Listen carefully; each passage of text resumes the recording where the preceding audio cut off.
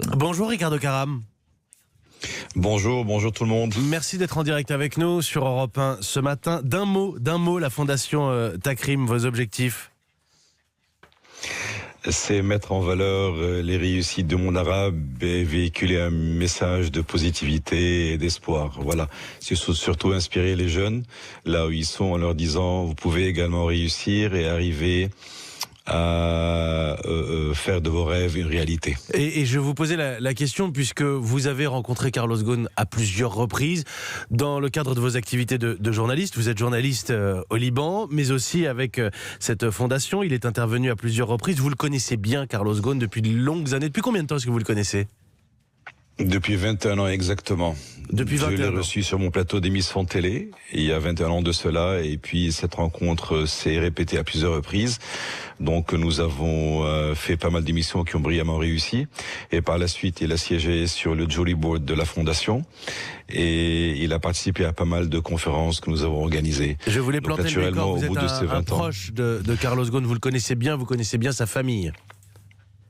Bien entendu, je connais sa famille, j'ai vu ses enfants grandir, j'ai connu sa première épouse, sa deuxième épouse, et je connais pas mal de cousins, cousines, donc naturellement le Liban est un petit pays, donc tout le monde se connaît, et voilà. Mais tout à fait, il y a quelques moments là, quelques instants, avant de passer avec vous à l'antenne, je viens de recevoir ce petit message qui est assez intéressant, j'aimerais bien le partager avec vous. Allez-y. D'une japonaise qui a travaillé avec Monsieur Ghosn et qui m'écrit en me disant « J'ai travaillé avec Monsieur Ghosn à Tokyo depuis 2003. Il était le cadre le plus décent que j'ai jamais connu ou avec lequel j'ai travaillé. Cela a été si horrible de le voir si impuissant alors qu'il était maltraité par le système judiciaire japonais. S'il vous arrive de le voir au Liban, veuillez lui faire mes salutations. Je lui souhaite le meilleur et je sais qu'il sera en sécurité dans son Liban bien-aimé. » Vous venez de recevoir donc touché, je viens de le recevoir maintenant. ce message, Ricardo Caram. Merci de l'avoir partagé avec nous et je vais faire la suite de ce message finalement. Est-ce que vous avez vu Carlos Ghosn depuis son retour au Liban, depuis sa fuite du Japon ? Écoutez, il est rentré il y a 3 jours au Liban, il est entouré par tous ses copains, par la famille bien entendu, et il est chez lui. Et c'est pas du tout peu commode de ne pas le voir, mais naturellement toute la presse qui est là et tous les journalistes qui veulent à tout prix essayer de décrocher une photo par-ci ou par-là, donc entourent sa maison officielle. Certains ont réussi.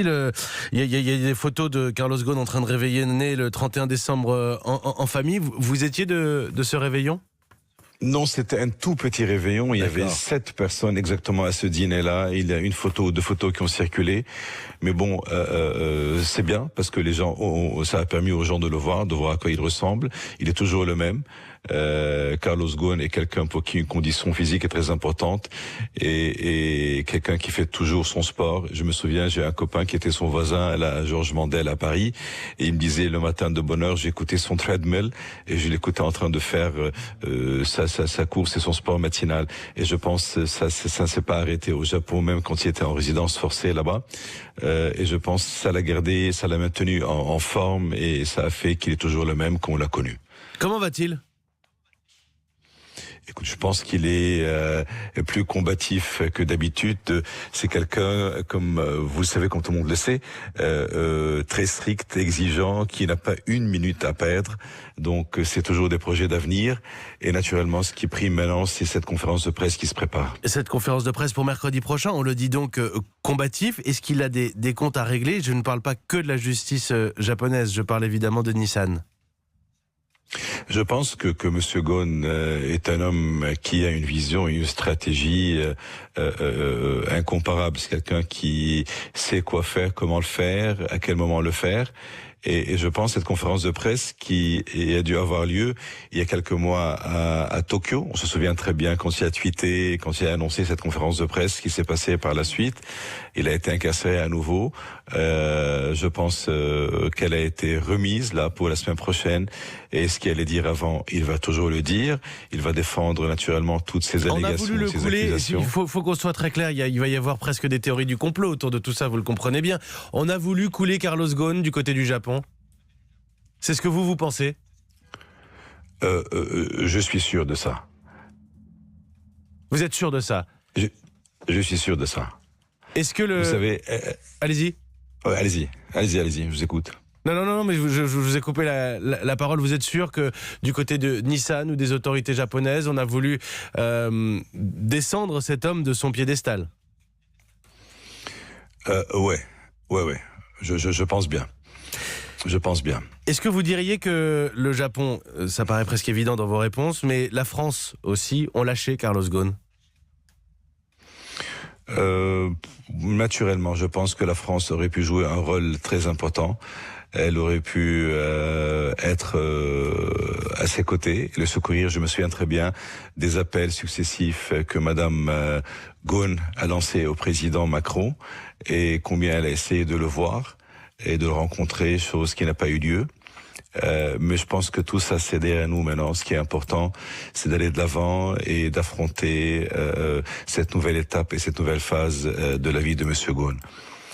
Les médias japonais ont publié des images de Carlos Ghosn quittant seul sa résidence de Tokyo. Lui insistait hier, pour protéger sans doute ses proches, c'est moi seul qui ai organisé mon départ du Japon vers le Liban.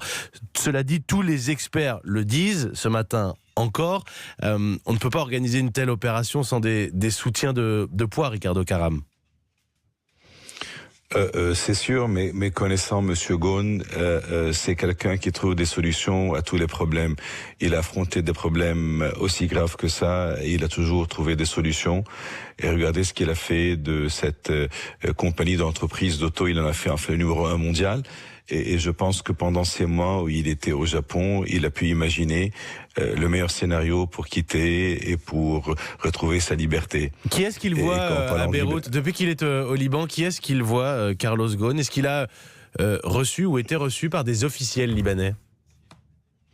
Écoutez, il y a eu des fuites. On dit qu'il a rencontré le président ou le chef d'État libanais. Les sources du palais de Bagdad ont démenti cela. Donc voilà.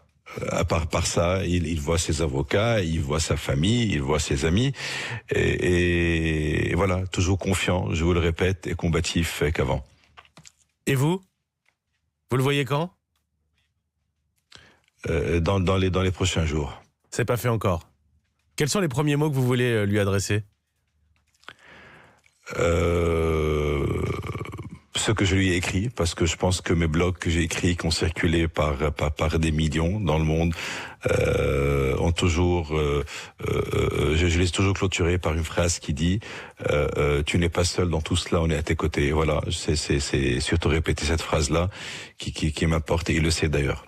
Et en parlant de ça, de cette liberté, je me rappelle maintenant de ce que Thomas Jefferson a dit une fois: si une loi est injuste, un homme a non seulement le droit de la désobéir, mais il est obligé de le faire.